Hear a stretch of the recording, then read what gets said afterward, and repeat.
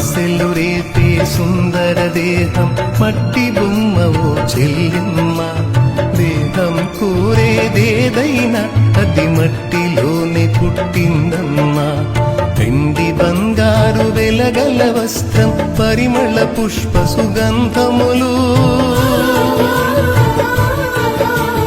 వెండి బంగారు వెలగల వస్త్రం పరిమళ పుష్ప సుగంధములు మట్టిలో నుండి వచ్చినవేనని మరువబోకు నా చెల్లెమ్మ.